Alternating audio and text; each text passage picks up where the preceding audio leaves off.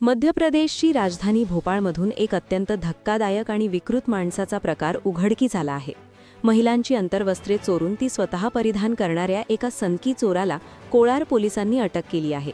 या विचित्र चोरीच्या प्रकारामुळे संपूर्ण परिसरात भीती आणि आश्चर्याचं वातावरण पसरले आहे। मिळालेल्या माहितीनुसार हा प्रकार अमरनाथ कॉलनी परिसरात घडला।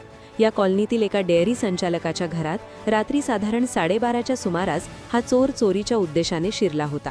बाल्कनीत कोणाची तरी हालचाल जाणवल्याने घरमालक जागे झाले आणि त्यांना कोणाची तरी सावली दिसली। घरमालकाने तातडीने बाहेर येऊन चोराला ललकारले, मात्र तोपर्यंत हा चोर महिलांची अंतर्वस्त्रे घेऊन तेथून पसार झाला होता। चोर पळून जाण्यात यशस्वी झाला असला तरी पळताना त्याच्याकडून एक मोठी चूक झाली। झटापटीत किंवा घाईघाईत त्याची श्रमिक कार्ड तक्रारदाराच्या घरातच पडले। या कार्डवर आरोपीचे नाव आणि इतर माहिती स्पष्टपणे नमूद होती। घरमालकाने या कार्डासह पोलिसांत तक्रार दाखल केली।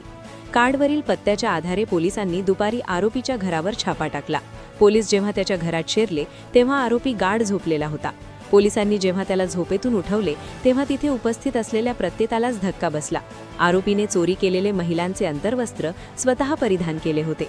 पोलिसांनी आरोपीला ताब्यात घेऊन त्याच्यावर कायदेशीर कारवाई सुरू केली आहे।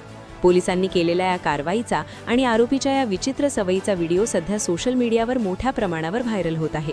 हा चोर केवळ चोरी करण्यासाठीच नव्हे तर आपल्या विकृत मानसिकतेमुळे परिसरात चर्चेचा विषय ठरला आहे। बोला थे ना किसने वो पहना है कपड़े, हम ये अंदर के कपड़े पहने होते हैं। देखो उसमें पकड़ो। अभी उसको ऐसे में तो उसका कभी तो जरूर मिलेगा।